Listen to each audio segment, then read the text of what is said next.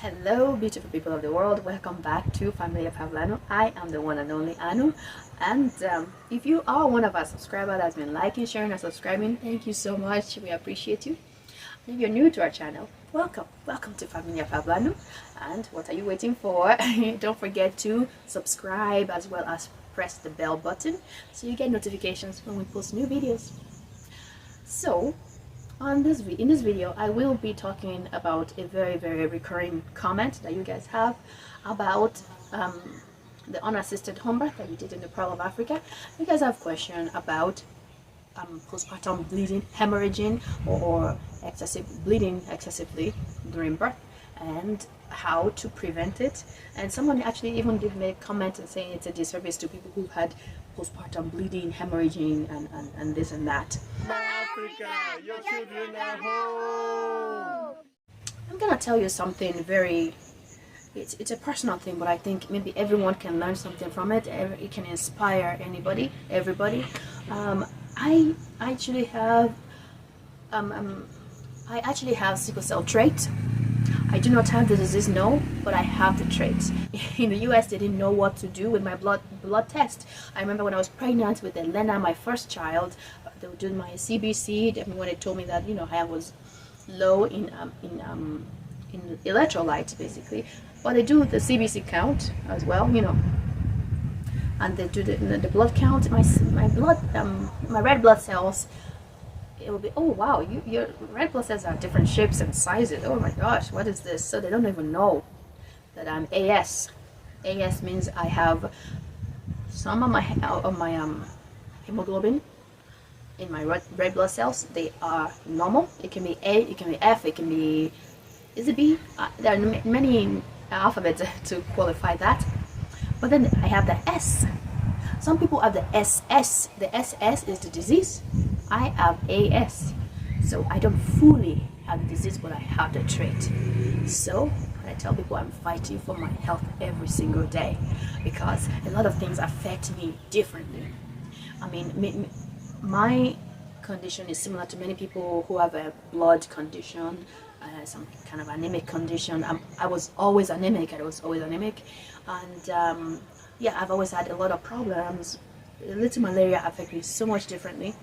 A little bit of if I eat food, like I literally have my joints aching in a matter of hours.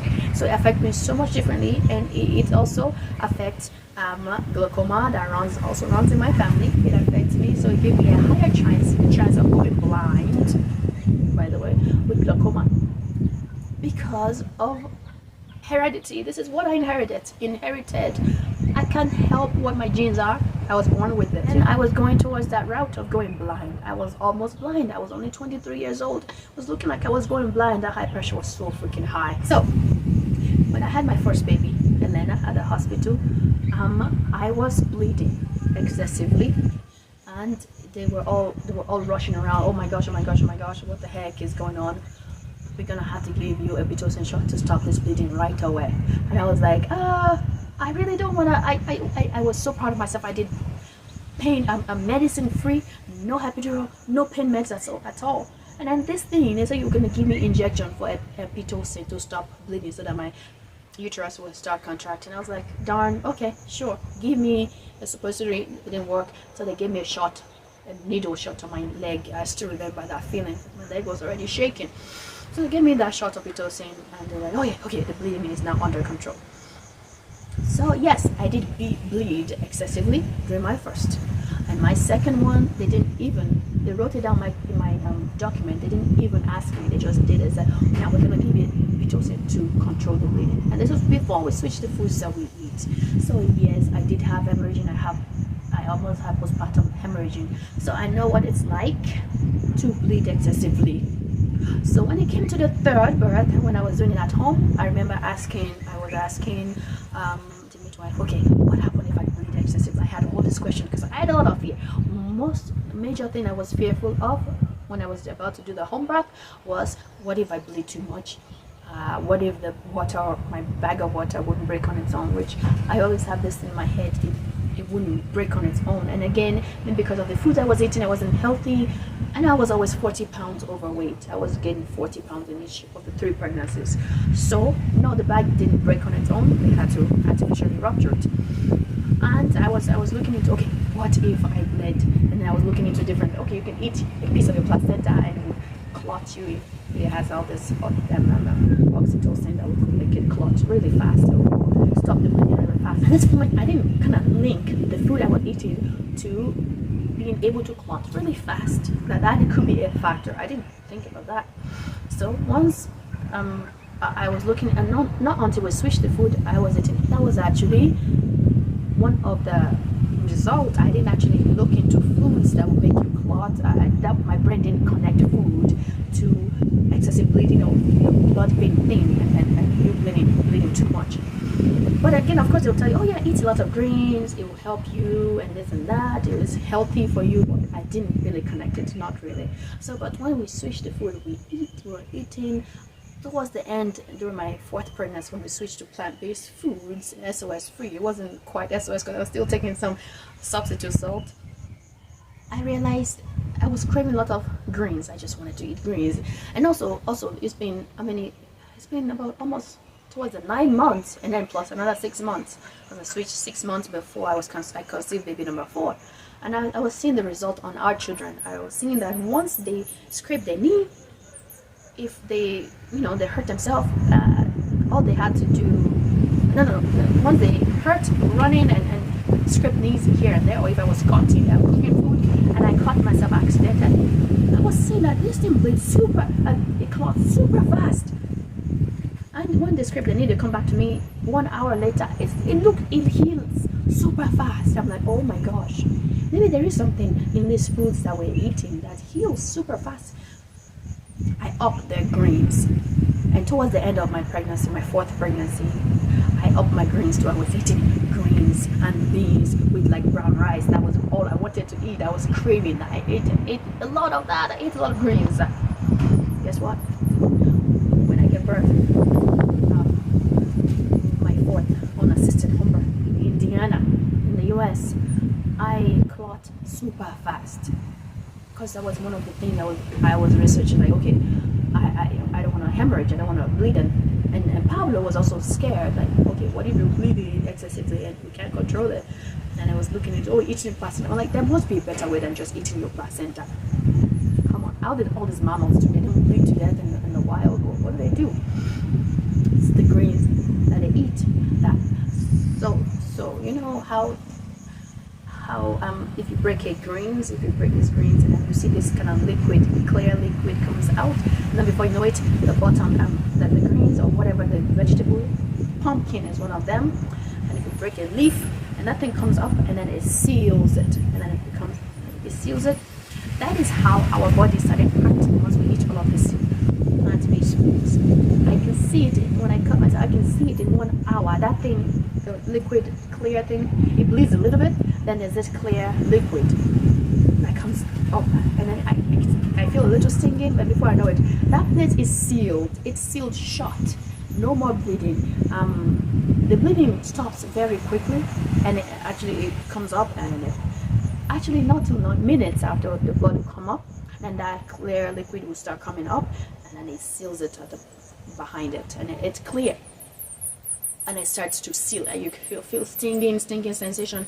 1 hour later, look at it, it looks like you cut yourself yesterday. It was healing so super fast. I'm like, this will work for me. If I ever bleed, I will not be bleeding excessively. That is an assurance, because I see how it does for a simple cut. How much more if I, when I give birth?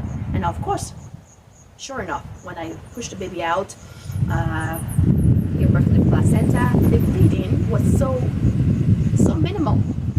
Like, this is it, that's it. That was it. And then it will come out and clots. It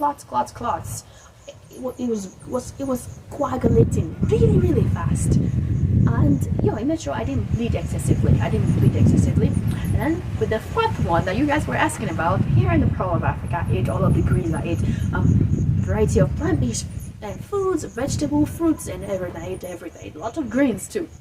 Guys, when that baby came out, the placenta was born about was birthing about the 5 minutes after baby came out, and then the blood's coming out after that. As soon as it's coming out, it was clotting, and then it was a little bit of clot, and even clots will come out.